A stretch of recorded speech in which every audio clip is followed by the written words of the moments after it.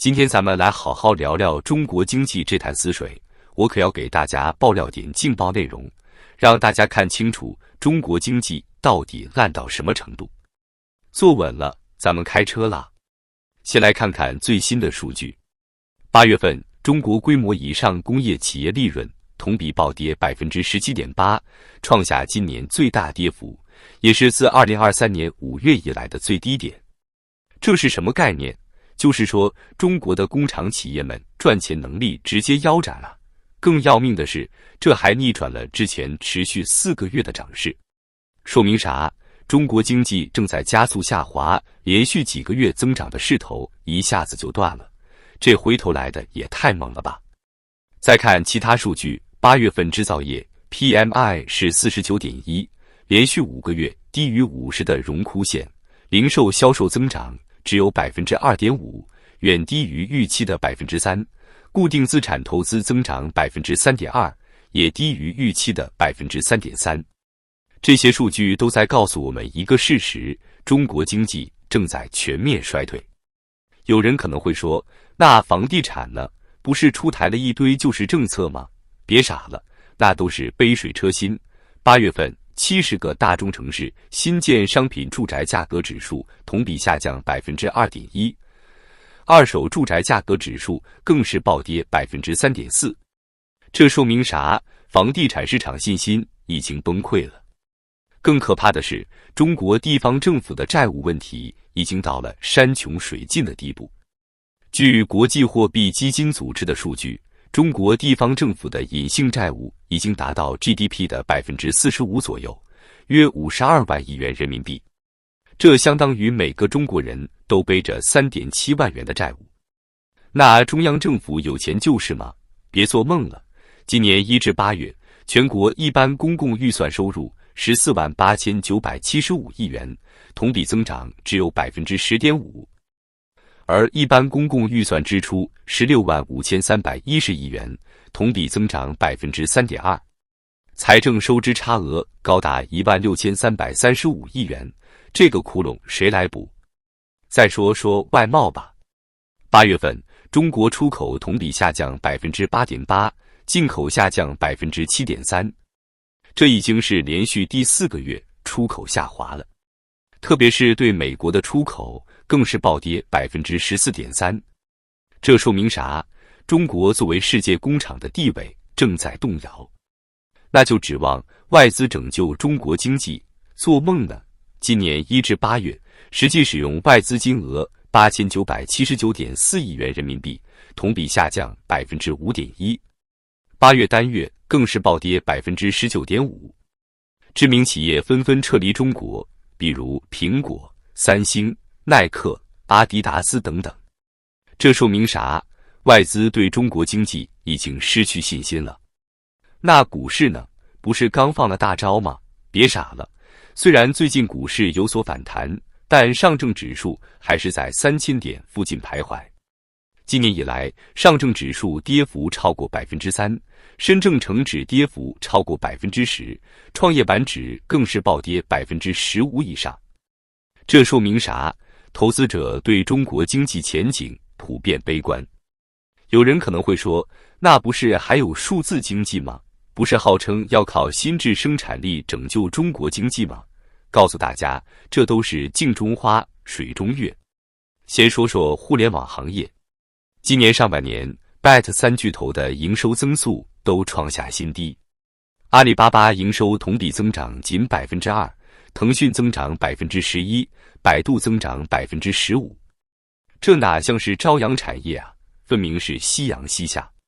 再看看半导体产业，8月份，中国集成电路产量同比下降 16.8%， 已经连续15个月下滑。而且别忘了，美国那边的芯片禁令可是越来越严了。这种情况下，中国的芯片梦还不知道要等到猴年马月呢。那新能源汽车呢？看着风光，其实全是泡沫。今年1至8月，新能源汽车产销分别完成 479.3 万辆和 471.7 万辆，同比增长 39.3% 和 37.5%。听着不错，可别忘了，这是在大量补贴和政策倾斜下的结果。而且产能严重过剩，价格战打得不可开交。这哪是什么新质生产力，分明是在重复老路子啊！再说说科技人才流失问题。据统计，2022年有超过14万名中国留学生选择留在美国工作，而且越来越多的高科技人才正在逃离中国。这对中国的科技发展来说，简直是釜底抽薪啊！那农业呢？不是号称粮食连年丰收吗？别被忽悠了。今年夏粮产量虽然达到2949亿斤，但种植面积减少了458万亩。单产虽然提高了，但全靠化肥和农药堆出来的。长此以往，土地能不能承受得了？再说说就业问题。7月份，16至24岁城镇青年失业率高达21.3%。虽然后来不公布这个数据了，但问题真的解决了吗？别开玩笑了，大学毕业生找不到工作，只能继续考研或者回家啃老。这哪是什么人口红利，分明是人口负债。那养老金呢？据测算，到2035年，中国的养老金将出现16.39万亿元的缺口。到那时候，你觉得还能按时领到养老金吗？最后说说通货膨胀吧。虽然现在 CPI 看起来很低，但别被表象骗了。猪肉价格暴跌30%以上，拉低了整体物价水平。要是没有猪肉价格下跌， CPI 早就突破警戒线了。而且 PPI 已经连续11个月负增长，这说明啥？说明通缩压力正在加大。现在咱们得明白，中国经济到底是什么情况？用一句话概括：产能严重过剩，需求严重不足。工厂开足马力生产，可是没人买啊！你看看 CPI 才微微涨了那么一丁点， M1 更是连续4个月负增长。这说明啥？老百姓兜里没钱啊，买不起东西啊。制造业 PMI 8月份是 49.1%， 低于 50%就说明经济在收缩。中国的工厂们已经在缩减产能了，可是速度还是跟不上需求下滑的速度，所以利润就哗啦啦往下掉。更要命的是，这些数据还没算上企业的存货和应收账款。要是算上这些，亏损可能更吓人。告诉大家，现在中国企业的存货比2018年翻了好几倍，这都是压在企业身上的包袱啊。有人可能会说，那出口呢？不是还行吗？